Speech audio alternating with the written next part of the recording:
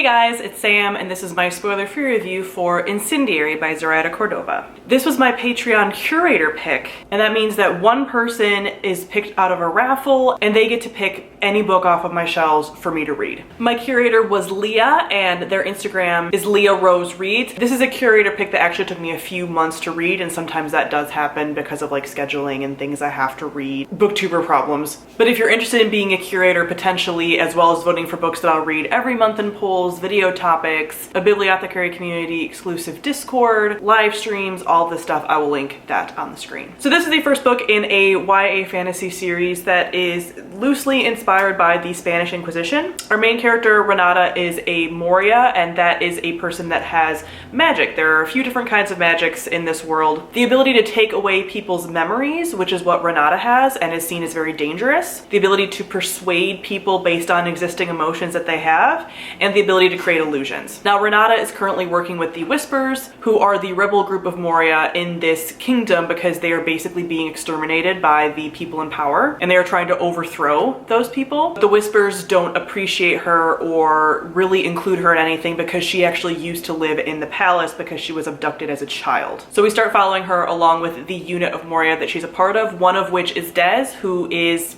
basically her lover, and he is one of the leaders of the Moria, and they are about to go on a mission to discover a weapon that the kingdom owns and might be able to exterminate Moria, and everything kind of goes from there. If you hear nibbling in the background, it's because my cat's eating and I don't have the heart to make her stop just because I'm filming a video. So before we get into it, the first thing I want to say about this book is that this didn't feel like a first book, and that is going to affect a lot of this review, and I'm going to bring it up a lot, which is why I'm leading with this. This very much felt like a second book and that we were missing a first book. So let's get into it. First off, I'm going to talk about the world building. So the world building in here is kind of good, kind of not.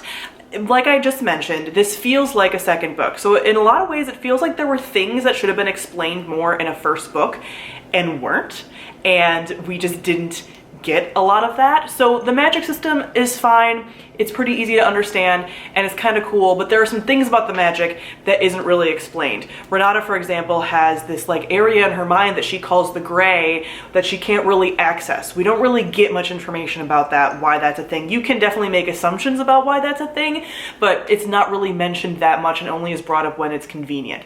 Also, some of the magics are powered more or powered up by different kinds of metals. That's dropped in later in the book.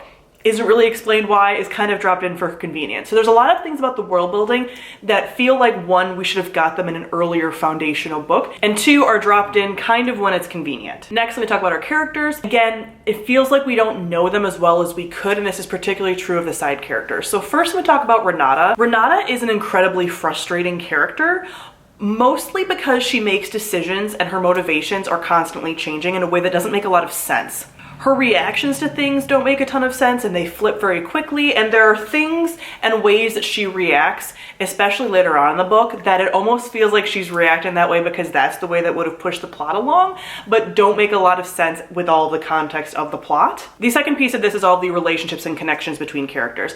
So another piece of why I think a first book almost feels like it's missing here. So we have a lot of tell and not show in regards to relationships in here. I'm not even just talking romantic relationships. I'm also talking about just the dynamics between her and the people in the Whispers and her and the people from like the palace and things like that, because the later part of the book I will get into with the plot does involve more of like this court intrigue thing. So we have these like relationships that would have been important to sort of know more about and understand more, and then maybe her motivations and her reactions to things would make more sense. But instead of really showing these dynamics, we get told a lot about either the past or how they feel right now or whatever without actually seeing a lot of it. Next, we have this thing that is just kind of frustrating. I guess it could be sort of realistic, but it just kind of bothered me in that everyone pretty much in the story hates Renata.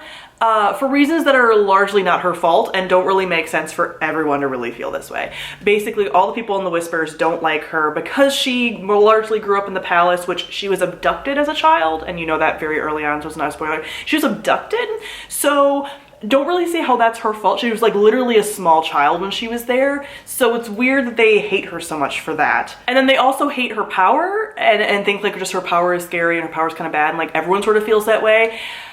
Again, it's like you guys are all magic users. Like, why are you? This just, again, feels like an element that is just to push along the story and her motivations and be like, okay, well, this is a character that's hated by everyone, so XYZ makes sense. But the hate doesn't really make a lot of sense. So next, let me talk about the plot. The first third to possibly half of this book is incredibly slow. Again, why it feels more like a second book and that there was more buildup in what would have been like a first book. It takes a lot of time to get to the point, and I didn't even read all of what is technically included in the synopsis, so there's a lot of things that are included in the synopsis that don't happen until like over 100 pages into the book. So it feels like, what is taking so long and why aren't we getting there? And also that first part isn't very interesting. Like, nothing is really happening. We're just kind of in this lull.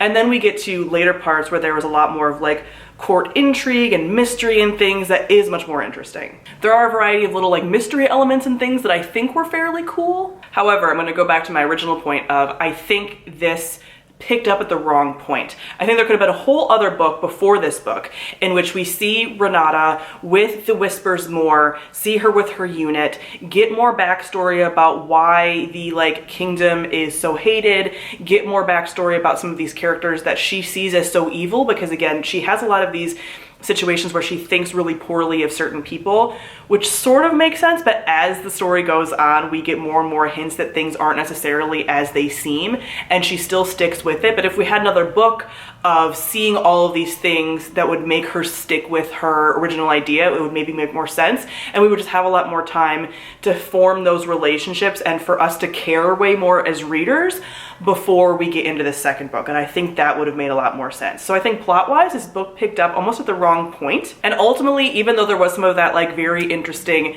mystery, court intrigue stuff in the later half of the book, this did not intrigue me enough to want to continue on with the series. I ended up giving this 2 to 2.5 out of 5 stars. This is not poorly written necessarily in the actual like content of how it's written, but I just think there were a lot of ways that this was set up that didn't make it very satisfactory for me. So that is it for my thoughts on Incendiary. Comment below, let me know your thoughts if you have read it. Thank you all for watching, and I will see all of you guys soon. Bye.